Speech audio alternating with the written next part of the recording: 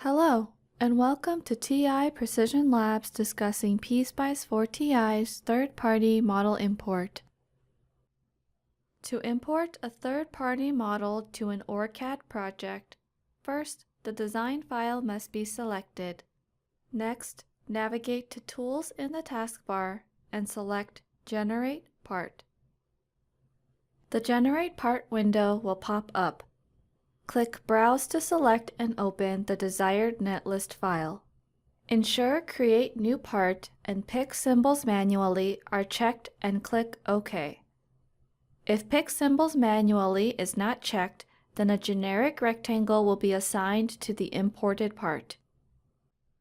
The subcircuits within the selected symbol library will appear under the Model Name column. Select the rectangle right of the desired model and click Associate Symbol. This will open the Select Matching window. Browse for a symbol library file with the extension of .olb. Select a symbol that has the same number of pins to the subcircuit, then click Next. Due to varying nomenclature across the industry, it is possible that the symbol pin names and the model terminal names will not match exactly. However, the name should still be synonymous. Map the symbol pin with the corresponding model terminal through the drop-down menu. Once all have been matched, click Save Symbol. All other internal subcircuits may also be assigned a custom symbol. However, this is not required as these are not external connections on the schematic.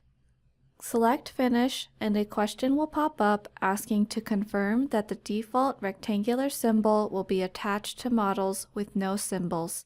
Select Yes. The Model Import wizard will close and a new pop-up window will show a status of 0 errors and 0 warnings. Select OK to close the window.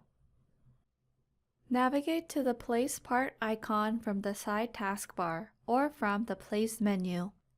Click on the page in the schematic you wish to place the part. This will activate the Place Part menu. Once activated, browse and open the newly created symbol file. Once the .olb file is open, the Part menu will show all subcircuits within it. Select the correct subcircuit and mouse over to the schematic page to place. That concludes this video. In summary, we discussed how to import a third-party model. Thank you for watching. To find more technical resources, please visit ti.com.